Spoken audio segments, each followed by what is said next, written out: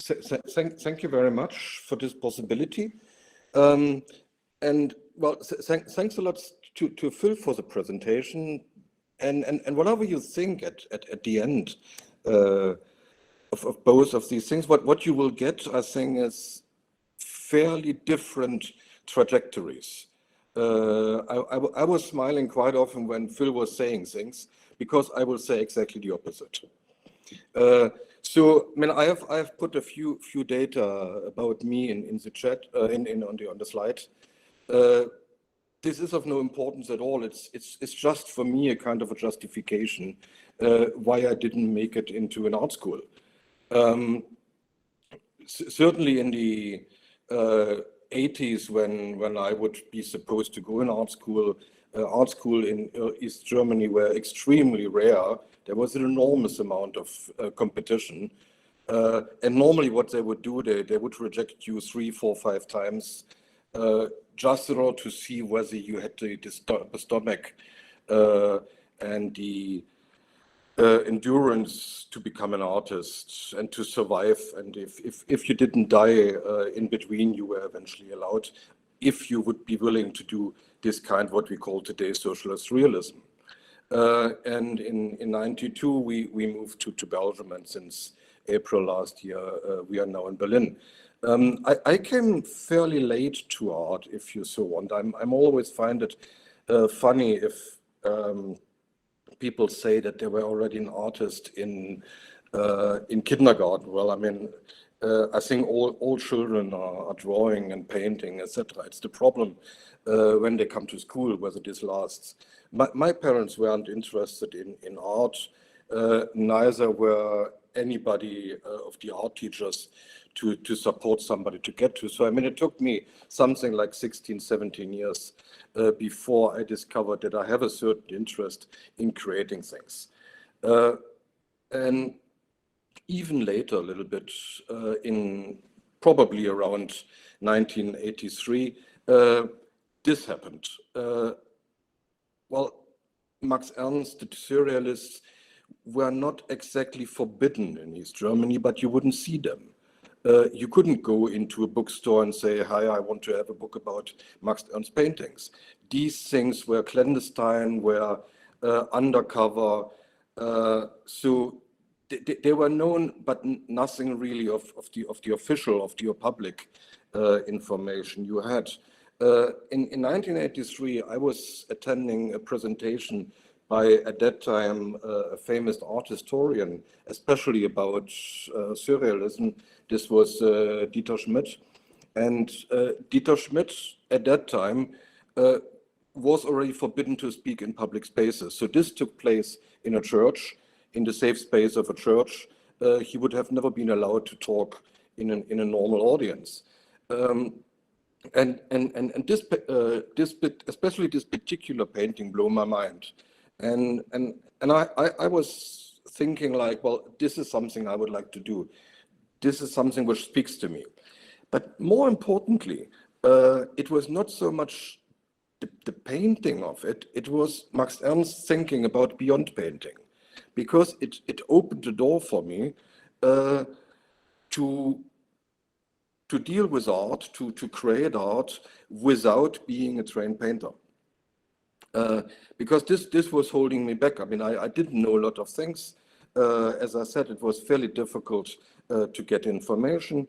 So I started out in making frottages, assemblages, decalcomanias, and all these kind of things, which is beyond painting.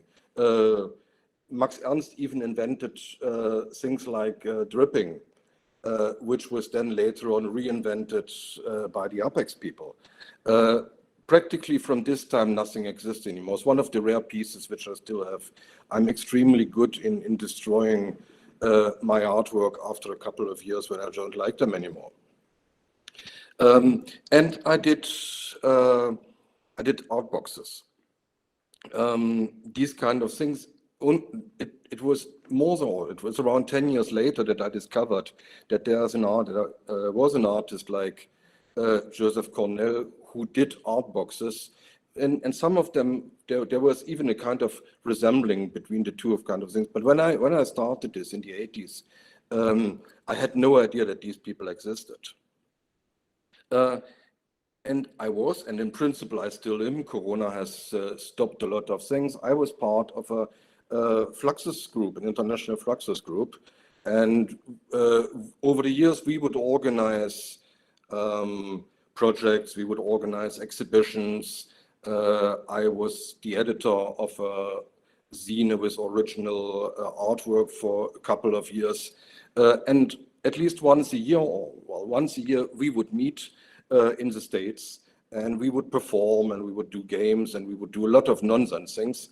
And on the left-hand side, you see us performing in Chicago. And I found it interesting. Somebody mentioned while Phil was talking, Cécile Touchon, and I think he's in Arizona now. I have forgotten where he actually is. And I don't think he's on this particular photograph, but he could be because he's part of this group as well. And on the right-hand side, you see me performing some Dada poetry in Los Angeles. But I was more of the visual side. I'm not really a performer in the sense. So I was part of the group. I participated in their activities, but I was on the visual side. So I went into printmaking. The left-hand side is a lino etching. In the middle, you have a photo etching, and on the right-hand side, you have a silk screen. I did quite a number of these kind of things, tested different methodologies. When we were in Belgium, I had my own printing studio in the basement. But there's one thing with printmaking, which is very nice. It's a lot of effort. And the question is, why do I do 100 copies of something where actually you need 1 or 2 or 3 or so? So I moved into making collages, which is another point where I meet with Phil. And I think there were 2 parts, 2 strands of collages I was doing. One was, well, I would say they were influenced not by Kurt Schwitters, and I was especially interested in the relations between images and text. So they went into what you call among the collagists visual poetry, these kind of things. And the second part was collages which were influenced by surrealism. So this is a series I did in 2012. As you can see, most of them have something like 20 by 20, 30 by 30 centimeter kind of dimensions. And this was the last series of collages, which I did in 2014. Most of these things, or in principle, in my perception, everything happened outside the commercial gallery system. Don't misunderstand me. I mean, I had exhibitions, group, but also solo exhibitions with these with the collages. But what I couldn't do is I couldn't bring it to the next level. I couldn't get into a gallery to represent me or something which would make it into a full-time earning kind of business. So what happened is that most of the prints and the collages would end up in artist books. And I would go to artist book fairs, which I personally find after many years that it's a very exhausting kind of things to sit on these fairs. There are wonderful ones like Babe at the Onofini in Bristol, and there are fairly horrible ones like in Holborn in London, where the crowd is in a way blasé and arrogant I've never seen before. So you sit there for days, you meet in the evening with the other people, you drink, you eat, you buy a couple of books from the other artists. So at the very end, you spend more money than you actually earn in this kind of things. And then 2014 happened. 2014 was a very strange kind of year for me.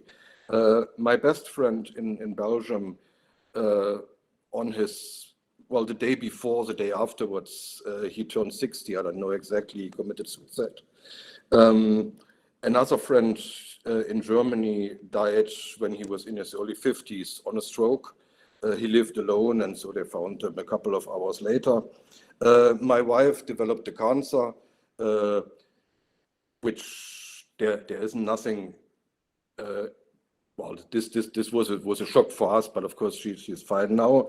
And a little bit later in the year, or in early 2015, the gallerist, which started to exhibit the collages and eventually had some relations, died of too much alcohol. So this was practically a point where I stopped making art, and this will last for a couple of years. But there was something else, and this is the moment where I have to ask you, how is it always written in British museums when it starts to get a little bit more difficult? I think it's called viewer discretion. So the viewer discretion is now required. Because when I was rethinking all this, I found something else. And I will not go into this slide, just saying I had no idea where my place in this art world would be. I didn't want to follow the trends I was seeing in the first 10 years of the 21st century, nor did I have this kind of biography as the tormented artist who was so fashionable for collectors. They wouldn't collect artwork, they would collect artists. And so, well, this was just something which I didn't want to do, and as it was practically, I was very low in energy, I stopped. And I stopped for roughly 4.5 years making art. And then something else happened. And this is what happened.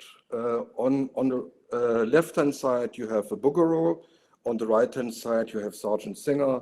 You could add Waterhouse to it. So it was the realist painters of the end of the 19th century. And similar to what had happened in '83, when for the first time I saw Max Ernst paintings, it's the same thing here. I'm pretty sure I knew that they existed, but I have never really seen them. If we would go into a museum, we would just run through.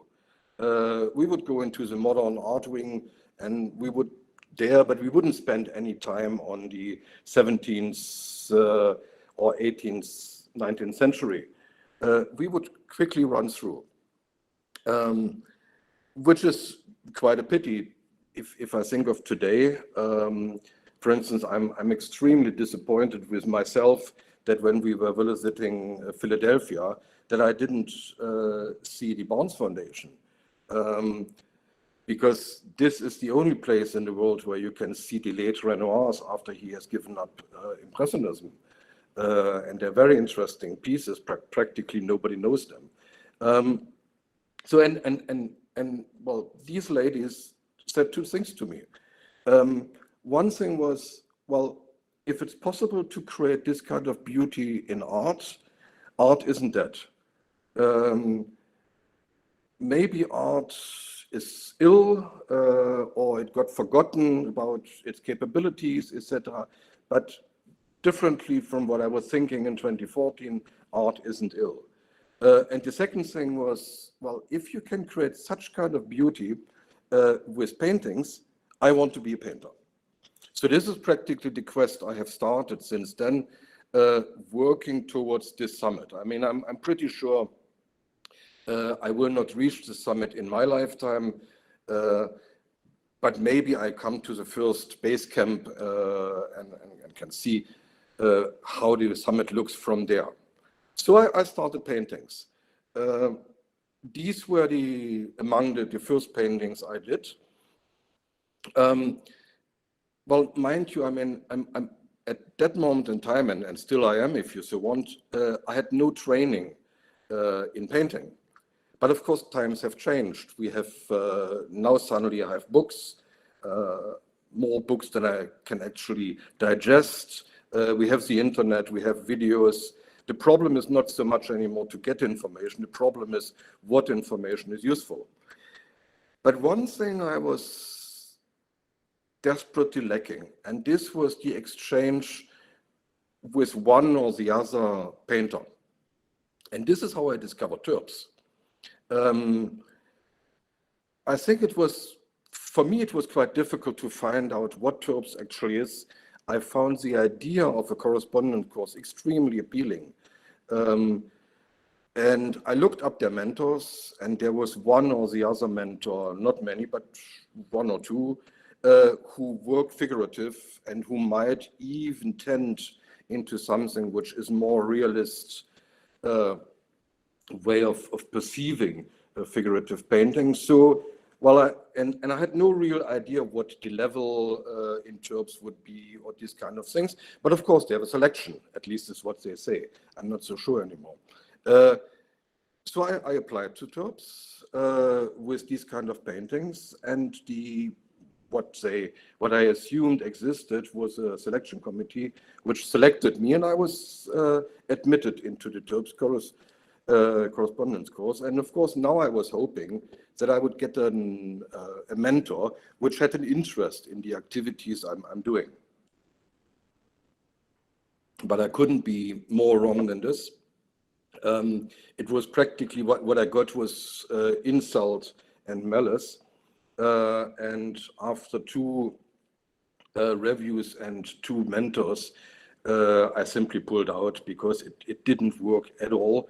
The mentors couldn't handle anything I was saying, or similar to what I have been talking now and what I have been seeing in these things. So, well, from there I moved on. So this kind of paintings. Now I'm started. It's mid 2020. I felt enough confident to start to work with models. On the left-hand side, because this was still under lockdown, Corona suddenly had reached us. I did a painting from a model via Zoom. In the middle was the model I was working with towards autumn 2020 in Brussels. And on the right-hand side is the model I'm currently working with in Berlin. And I must say, these kind of works is what I like most. A simple figure, a singular figure within a very minimal background, where the emphasis is on the landscape of the figure and the local colors of the skin and this kind. So I can spend hours working on the local colors of the skin and trying to develop something like this. I'm showing you a few more of these works. These are now from photo references. They are the date before the three I have just shown you there. From there, I moved on because I felt obliged, also because at that time I was, among other things, looking into work by Philip Pearlstein and his way of putting the model into an interior.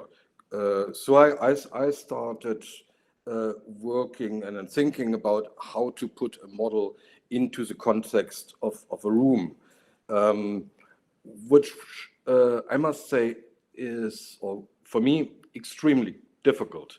And for instance, I found very little, perspective is not the issue. 1 point, 2 point, 3 point perspective, these kind of things. I think I can at least understand the concepts, but putting a person into a space, and of course now later on putting more people into space, opens up quite many different things I wasn't really aware of, and I couldn't find anything written about it. So I'm quite surprised that there's very little written about these kind of things. For instance, what I did in these two cases, I was, in order to avoid that the model had to sit for hours and hours, on the chair while I was painting the chair. I was drawing and starting to paint the chair before, and then putting the model in. And it doesn't fit anymore. It works if you have to both together, but if you practically juxtapose one on the other, it didn't really work. And what you also see is what I rediscovered at that time was the figurative paintings between the two world wars, which is largely known as New Objectivism, Neue Sachlichkeit, or Magic Realism, and it's known to exist in Germany, but I have found, meanwhile, that practically in this period, in the 1920s, 1930s, existed everywhere in Europe, in Germany, in France. Well, France, I'm not so sure, but certainly in Italy, in the UK, and in the United States. So from there, then I started to think about to put or how the figure works in an environment if you have more figures. And well, here I didn't start from the figures. I started from the architecture. Maybe I go back one. What you see here a little bit is the kind of distorted urban architecture, which is one of the hallmarks of the new objectivity 100 years ago. And so I was looking for architecture which I could use in order to work on this. And what I found is these staircases of the late 19th century in Paris or in Brussels, of this huge bourgeois apartment houses. And I was starting out of painting the staircase, and because I feel as a figurative painter, so I started to put the two ladies into there to give it a kind of relations. But it didn't work out in the way I wanted, so I brought the painting with me from Brussels to Berlin. And while in Berlin, I saw a performance of a couple of people here in Berlin, and then I started to integrate them into this kind of painting. And if you want, you could think of it like an image in an image, or a movie in front of a movie. So it's practically these two guys are performing in front of a screen where you have the two ladies being in the staircase. And I don't know how much familiar you are with theater. There is one school of theater which also started in the 1920s by Bert Brecht, but I think also a number of others. And I think which can be translated into something like the theater of estrangement. So what in this kind of theater would happen is that the director comes out during the play and explains to the audience what is happening, or that one of the actors simply stops acting, steps out and talks not as the person she is enacting, but as a person about her role. And so in order to make sure that the viewer always understands this is a play, this is not reality. And so I have been trying to incorporate a couple of things also to make sure that this is not reality, this is a painting. In summer last year, I have studied two artists which maybe some of you might say, well, they have nothing in common. I was surprised how much they have actually in common. This is Francis Bacon and Max Beckmann. And well, they have definitely two things in common. One thing is their high interest in the triptych as a specific way of bringing an image, maybe a story, if you so want, bring it over. And the second one is to think of the painting of the image as a stage. So, and I've been incorporating these kind of thinking into my paintings. I admire Francis Bacon a lot, but I will never be able and I also don't want to work like him in many senses. And it's quite similar with Bacon. I could copy Max Beckmann, but I can't emulate his style into the paintings I'm doing. So I was using these two elements, to the triptych and the painting as a stage. I'm not sure how much sense this makes to show you this one, but I wanted to show you just one slide of how I develop paintings. I guess it was early 2021, maybe it was late 2020. A young performer in New York City was carrying out a couple of, or she was doing a performance via Zoom, and a number of people would draw her while she was performing. And I found this enormously emotional because it reminded me of work by Anna Mendieta. Maybe some people know her work as a performer. She was the wife of the minimal artist. Now the name escapes. Carl Andre, maybe? Yeah, it's Carl Andre. Yeah, and of course there are two parties out. One party thinks that Carl Andre has killed his wife, and the other party thinks that she committed suicide. But it was enormously emotional. So I got the footage from her, and I've started to make a painting out of it. But similar to what I've shown you before, I don't think that the painting alone is standing alone. So I will develop it again in a triptych using a photograph I took in the 1990s in London. And as you can see, the two punks have spotted me taking the photograph, which is fantastic now because they look exactly at me, and I will look this as a reference photo. And because they spotted me, I had to pay for it. So now the rights of the photograph belong to me. And another one, there is this fire in the painting, so I will develop certainly something around images I found on the internet, which has to do with fire, with burning houses, or as you see there, a burning carousel. One thing I wanted to discuss with the mentor, and I found it interesting that you talked about it during Phil's presentation, is practice. Because I'm a great procrastinator. I do things I like, but things I don't like, even if I have the feeling I should do, I would put off forever and ever and ever.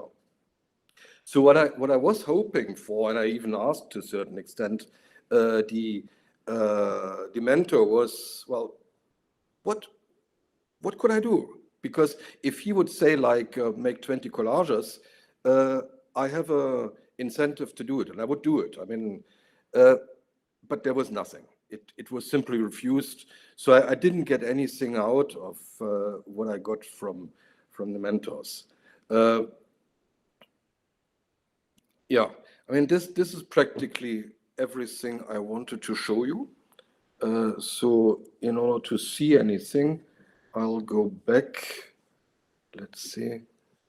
Yeah, because on my screen it doesn't work, so you won't see anything, so I will stop sharing here. Thanks a lot. Thank you very much. Would anybody like to ask any questions?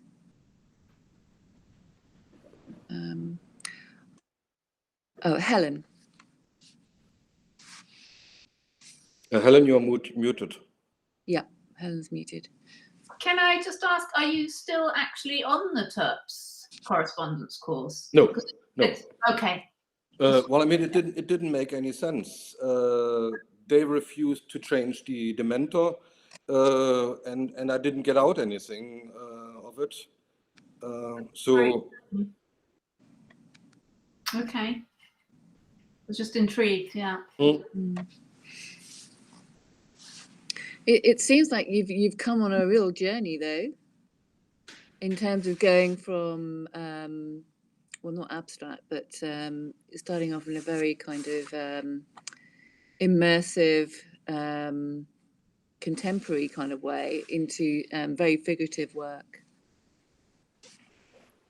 Yeah, I mean, I wonder whether this has to do with age. Because, I mean, there are quite a number of painters or of artists who have gone this way.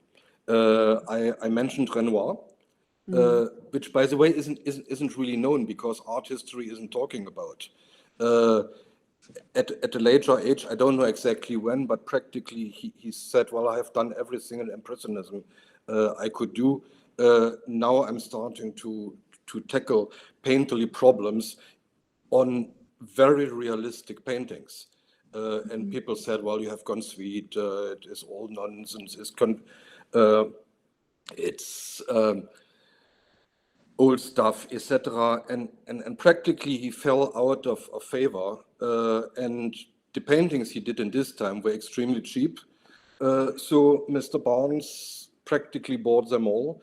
And because Mr. Barnes, or well, in his will, decided that his collection could never travel, the only possibility to see these pictures is going to Philadelphia.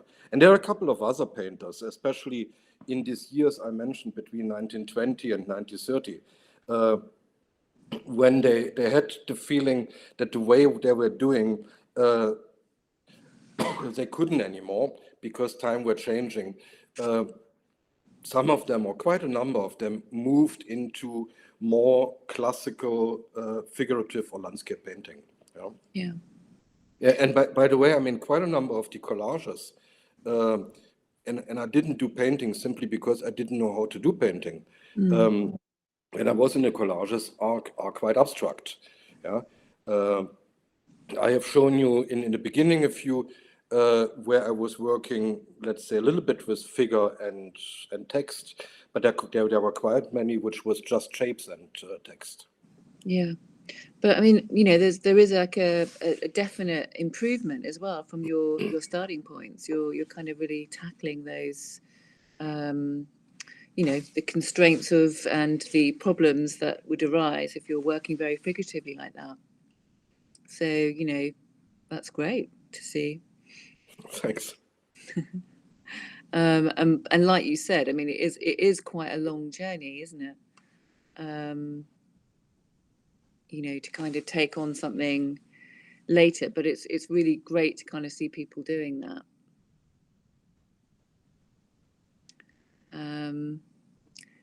I don't know what's in the chat because I've suddenly got a huge thing on my thing. So I don't know if anybody else has any more questions.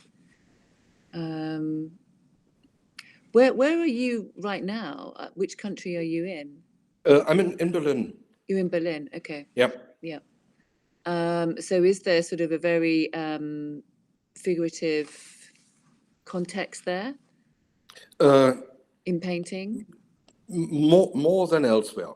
More than elsewhere. Yeah, Okay. I was quite surprised when coming from Belgium and also knowing the British art scene quite a bit. Yeah. I was quite surprised to see that there are more people here in Berlin who paint figuratively. I think that has to do also with the art schools. When you have gone through the German art school, it's still different than what you would see in England. Yeah. And therefore people are obliged at least to try a little bit of figure drawing and study art history in this sense. Yeah. So for them it's not completely alien. Yeah.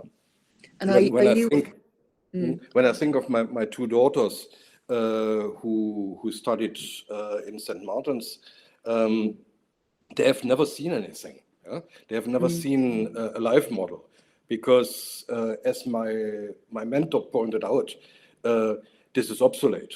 Nobody's doing this anymore. Yeah? This is just stupid thinking about figurative work. Wow.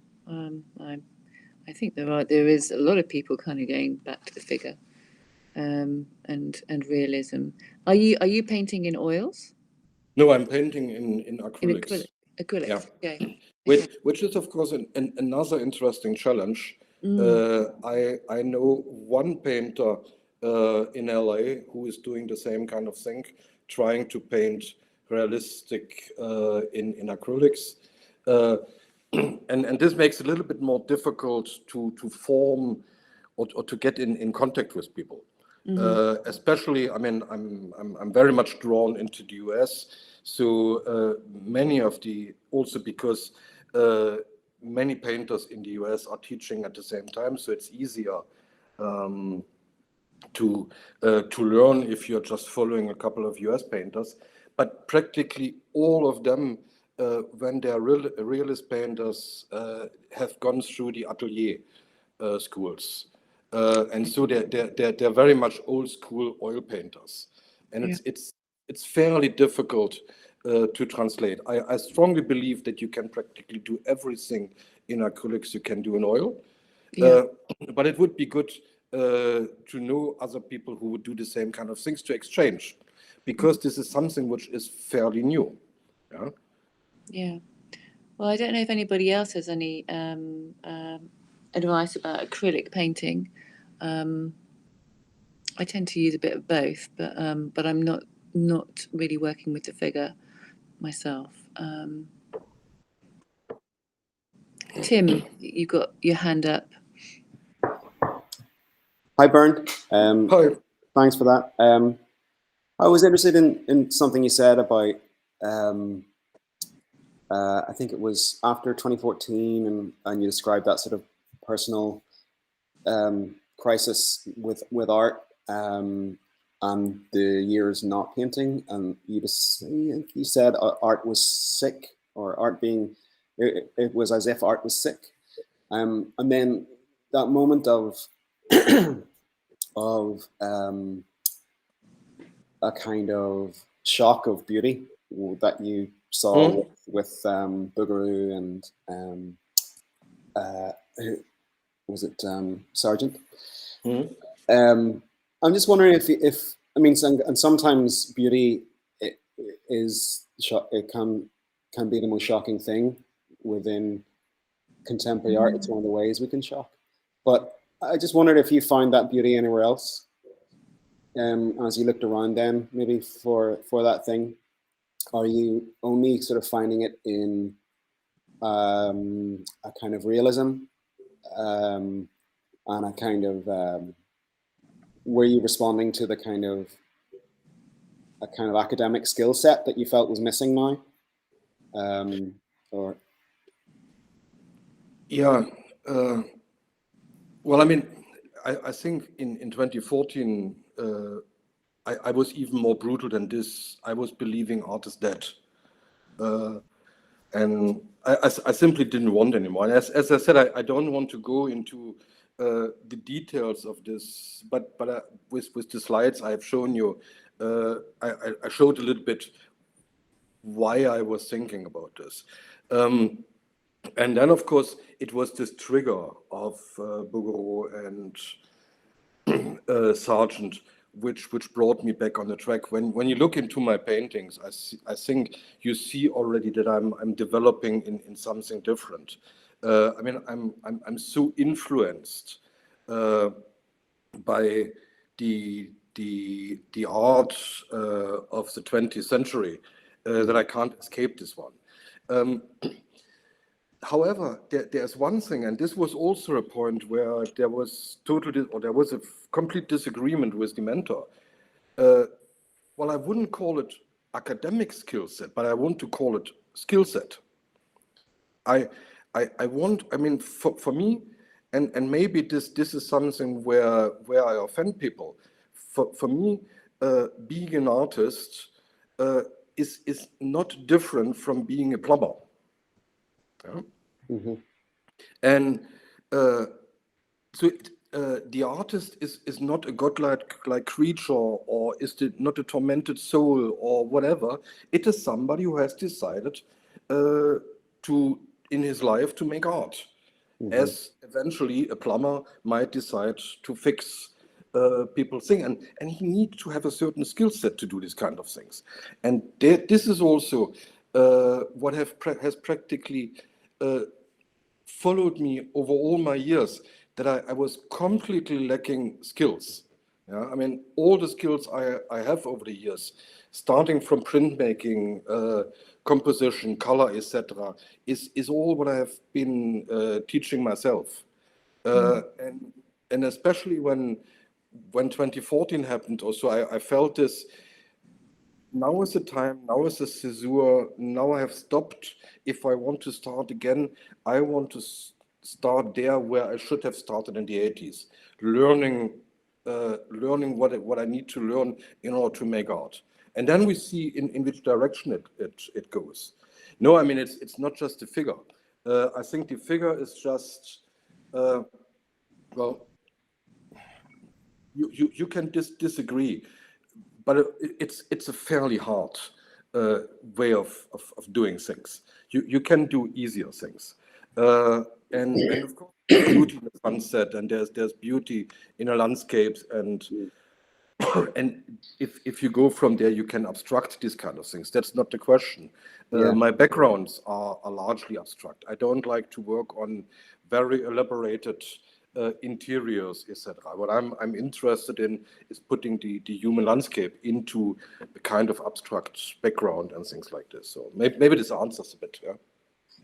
It's interesting that sometimes for many artists, you read about them trying to unlearn their skill. It felt like someone like Bonnard spent years trying to unlearn his academic training, and some artists drawing with their left hand because they're seeing a certain way, but they're kind of they've been trained to draw habitually within certain rules that they spend years trying to unravel. There are of course all these resurgence of old master atelier type schools, like in Florence and things like that, where you can go and draw from casts and learn these things.